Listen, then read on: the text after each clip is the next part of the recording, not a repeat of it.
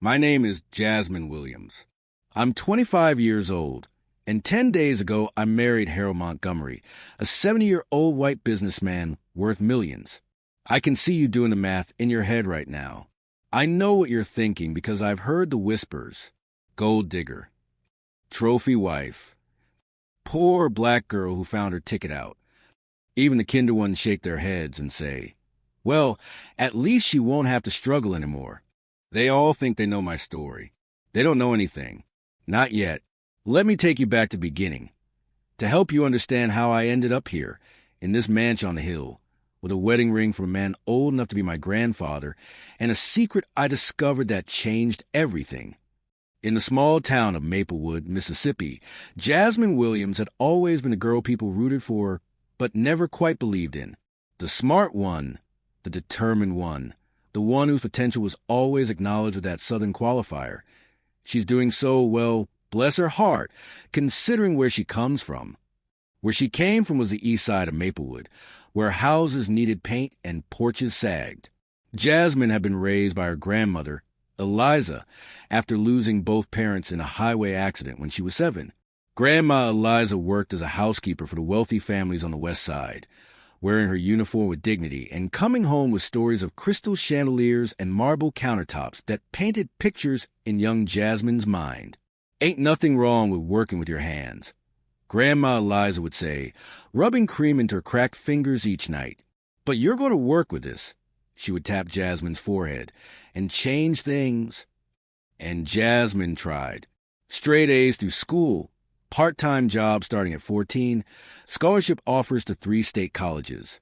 She chose the one closest to home, so she could keep an eye on Grandma, whose arthritis was getting worse. Nursing seemed practical. It would pay well enough to help Grandma, and fulfilled Jasmine's desire to make a difference. She was in her final semester when Grandma Eliza's persistent cough turned out to be more than just a cold.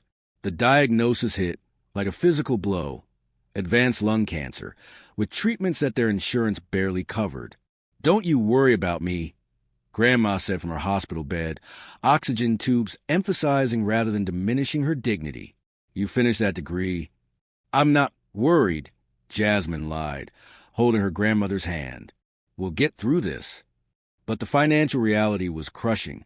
Between medical bills, the mortgage on their small house, and school expenses, Jasmine took on more shifts at the hospital as an aide, working nights while attending classes during the day. Sleep became a luxury she couldn't afford. It was during one of these aide shifts that Jasmine first met Harold Montgomery. Harold wasn't a patient, but a visitor to his brother, who was recovering from heart surgery. While other wealthy visitors barely acknowledged the staff, Harold always said thank you, remembered Jasmine's name, and once noticed how she discreetly steadied herself against a wall during a moment of exhaustion. You're working too hard, he observed, his voice soft but direct. Jasmine had straightened immediately. I'm fine, sir. You're not, but I admire your commitment. He smiled, the wrinkles around his eyes deepening. My driver is bringing me coffee from the place across the street. Real coffee, not this hospital swill. I asked for 2 cups. Would you join me when you take your break? She should have politely declined. Instead, intrigued by this old man's kindness and too tired to overthink it, she said yes. That coffee break turned into a conversation that lasted well past her 15 minutes. Harold was easy to talk to, asking questions about her studies, her goals, listening as if her answers mattered. When she mentioned her grandmother's illness, his eyes softened with genuine concern. Cancer is a terrible adversary, he said. I lost my wife to it 7 years ago. Over the next few weeks, their paths crossed regularly. Harold's brother had complications that extended his stay, and Harold seemed to time his visits with Jasmine's shifts. Sometimes he brought coffee. Other times, books he thought she might enjoy. Never anything inappropriate. Never anything that crossed professional boundaries. Just small kindnesses that brightened her exhausting days. Then came the night when Jasmine, running on 3 hours of sleep and sheer determination, fainted during her shift. When she regained consciousness in the employee break room, Harold was there, having arrived for an evening visit just as it happened. This can't continue, he said firmly, handing her a glass of water. I don't have a choice, she replied. 2 days later, Harold appeared at the hospital with a proposition that would change her life. "I'd like to help you and your grandmother," he said, sitting across from her in the hospital cafeteria. "Before you refuse out of pride, please hear me out." His offer wasn't charity, he explained. It was a proposition, one that he had thought through carefully. Harold was dying pancreatic cancer, diagnosed 6 months ago, treatment options exhausted. He had wealth, significant wealth, and no direct heirs. His nephews and nieces were already well provided for. "I need someone I trust to handle my estate after I'm gone," he said. "Someone who won't squander it, who understands the value of helping others. I've watched you, Jasmine. I've seen your character. But we barely know each other," she protested. "I'm a good judge of character. It served me well in business." He paused. "I'm proposing marriage. A legal arrangement that would make the transfer of assets simpler. You will be provided for immediately, able to care for your grandmother, finish your education without this crushing stress. In return, when I'm gone, you would manage the foundation I wish to establish." Jasmine stared at him, speechless. "I know how this sounds," he continued. "I know what people will think, but I'm past caring about appearances, and I suspect you're practical enough to consider this on its merits rather than how it looks." She should have been offended, should have walked away. Instead, she found herself asking, "How long?" "The doctors give me 3 to 6 months. I'm hoping for a year." His smile was sad but accepting. "Time enough to teach you what you need to know about managing the foundation." That night, Jasmine sat by her grandmother's hospital bed, torn by the most difficult decision of her life. "He's offering to pay for your treatments, Grandma. The best doctors, private care." Grandma Eliza's eyes, though tired, were sharp as ever. "And what's he wanting in return?" "Marriage. But it's not what you think. He's dying. He wants someone to manage his estate, his charitable foundation." "And he picked you? A girl he barely knows?" Jasmine explained their conversations, his observations of her work ethic, her goals. Grandma was quiet for a long moment. "Does he seem like a good man?" "Yes," Jasmine admitted. "Genuinely kind, thoughtful.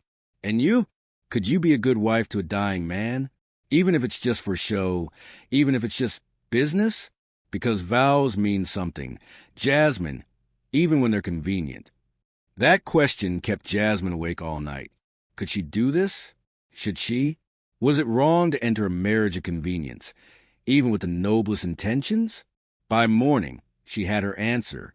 The wedding was small and private, held in Harold's garden with only a handful of witnesses: his lawyer, his doctor, Jasmine's best friend Maya, who had initially tried to talk her out of it, and Grandma Eliza, who insisted on attending despite her weakness. No white dress, no church bells. Jasmine wore a simple blue dress, and Harold wore a charcoal suit that hung slightly loose on his thinning frame. The ceremony was brief, the vows traditional but spoken with a solemn sincerity that surprised Jasmine. When the minister pronounced them husband and wife, Harold gently kissed her cheek, a gesture of respect rather than passion. "Thank you," he whispered. That evening, Harold showed her to her room in his sprawling mansion, her own suite, adjacent to his but separate, emphasizing that this was indeed an arrangement of convenience. "I hope you'll be comfortable here," he said. "The staff has been informed that our marriage is real, but that we prefer private sleeping arrangements due to my health issues. They're discreet and well paid for their discretion."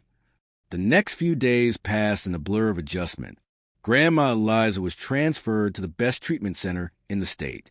Jasmine arranged to complete her final semester online.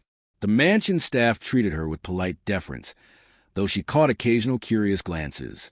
Harold was a perfect gentleman, kind but not intrusive. They shared meals when his health permitted, discussing books, current events, the foundation's future plans. He never pressured her, never made her uncomfortable, yet Jasmine felt a growing unease. Not because of anything Harold did, but because of what he didn't do. He never spoke of his past. Any question about his life before business success was deflected with practiced ease. His office remained locked, and though he had given her free rein in the house, that one room remained off limits. The family photos displayed showed only his late wife, his brother, a few nieces and nephews. Nothing of his youth, his parents, his early years. On the 10th day of their marriage, Harold had an appointment with his oncologist. He insisted on going alone. "It won't be good news," he said with resigned certainty. "I prefer to process it privately first." After he left, Jasmine wandered the mansion restlessly. She had been too busy adjusting, too consumed with Grandma's care arrangements, to really explore. Now, with hours stretching before her, she found herself drawn to the locked office door. She hadn't planned to snoop, but as she passed the housekeeper's station, she noticed a key ring left momentarily unattended. Before she could question her actions, she had borrowed the master key. The office was immaculate, as she expected. What she didn't expect was what lined the walls. Not the typical wealthy businessman's trophies of success, no photos with celebrities or politicians, no plaques from charity galas. Instead, the walls held framed newspaper clippings, court documents, and photographs of civil rights marches from the 1960s and 70s. In photo after photo, she could see a younger Harold, thin, serious, often in the background but unmistakably present at landmark moments in the fight for racial equality. Articles detail court cases. Montgomery defense team secures victory in housing discrimination suit. Anonymous donor funds legal challenge to school segregation policies. A separate shelf held more recent documents. Grant approvals for scholarships specifically for students from underserved communities. Hospital funding for treatment programs in low-income areas. And there, in a file marked simply Maplewood Initiatives, Jasmine found something that stopped her heart. A newspaper clipping from 17 years ago. Local family receives anonymous gift after tragedy. The article detailed how an anonymous benefactor had paid funeral expenses and established a small trust fund for the education of a 7-year-old girl orphaned when her parents died in a highway accident. Her parents, her trust fund, the one Grandma had carefully managed to help pay for her early college expenses before it was depleted. Hands shaking, Jasmine continued through the file. More recent documents showed anonymous donations to the hospital where her grandmother was first treated, earmarked for patients with inadequate insurance. The timing aligned perfectly with Grandma's diagnosis. A sound at the door made her turn. Harold stood there, leaning heavily on his cane, face pale from his doctor's visit, but eyes sharp as they took in the open files in her hands. "I suppose an explanation is due," he said quietly.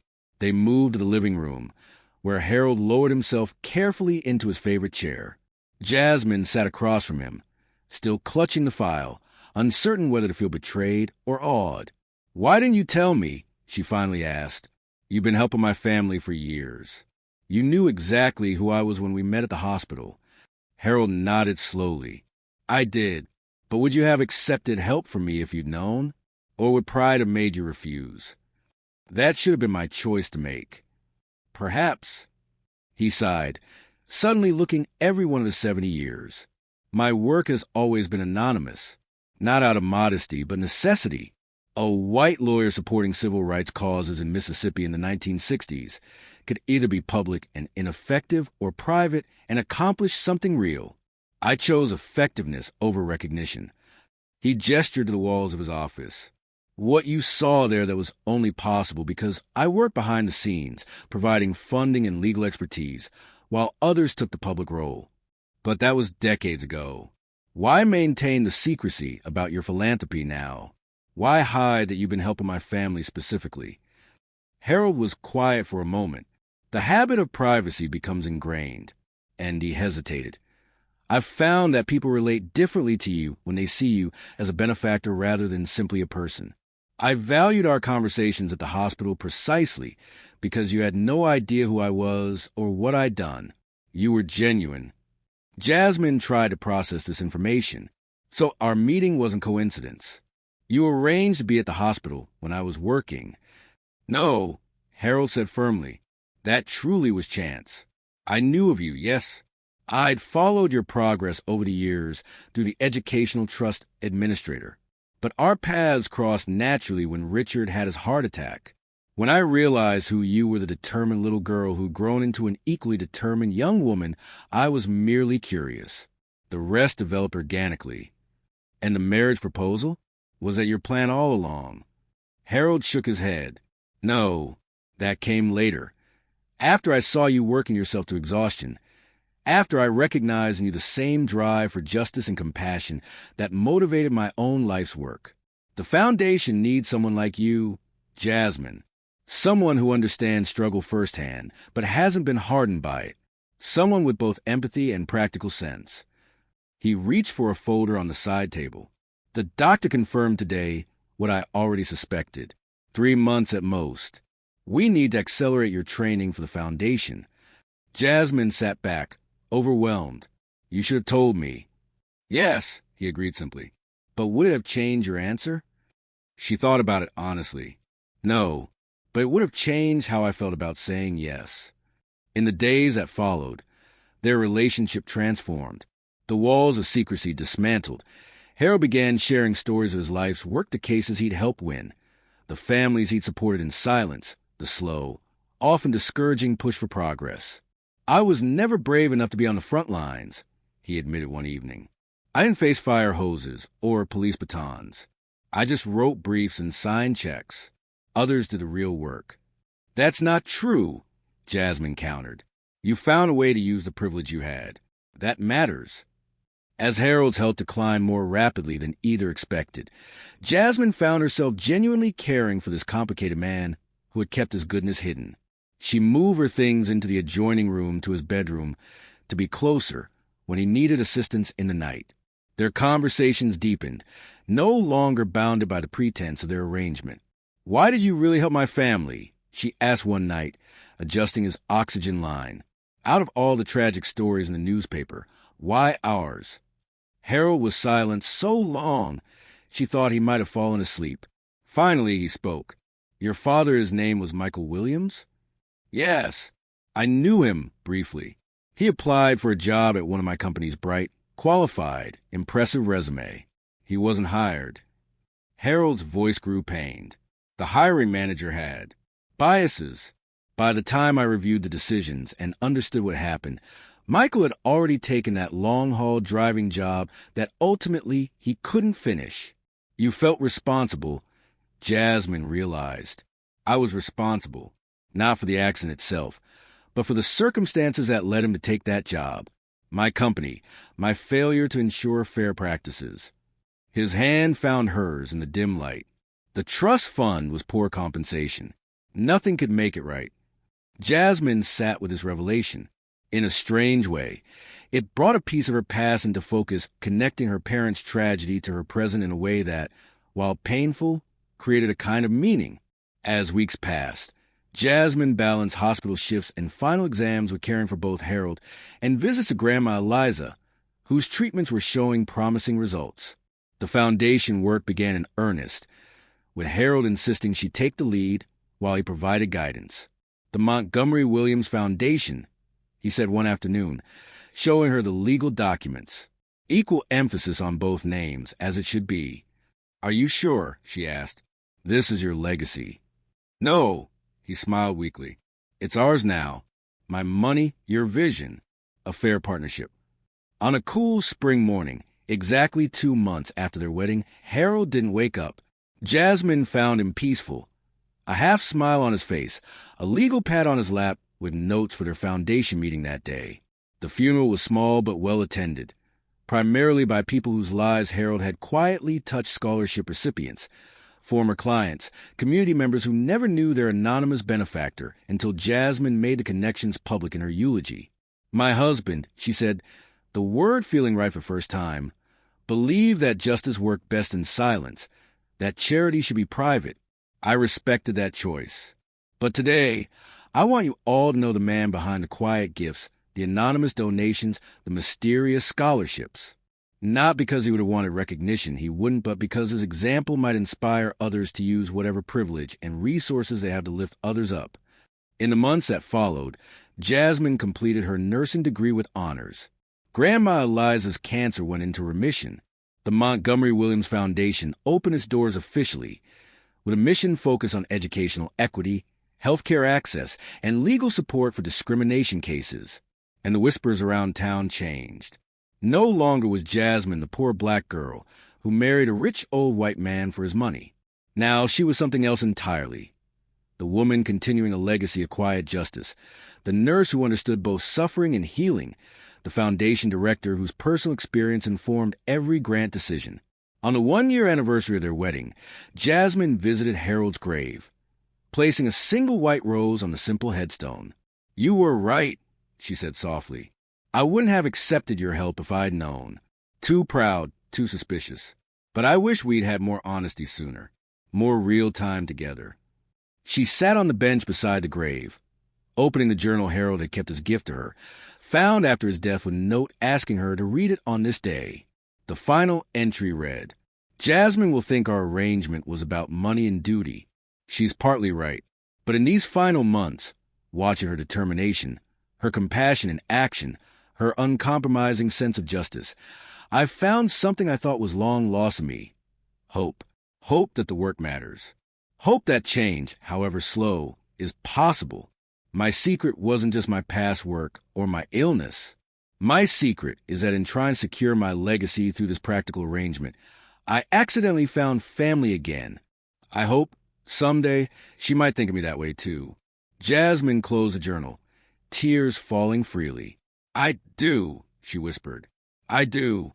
In her office at the foundation, surrounded by grant applications from students facing obstacles similar to those she had overcome, Jasmine sometimes caught herself looking at the photo now displayed prominently on her desk, her and Harold in the garden on their wedding day, an unlikely pair connected by circumstances, but ultimately bound by something deeper, a shared belief that privilege comes with responsibility, that justice requires action, and that sometimes the most powerful changes begin with the quietest choices.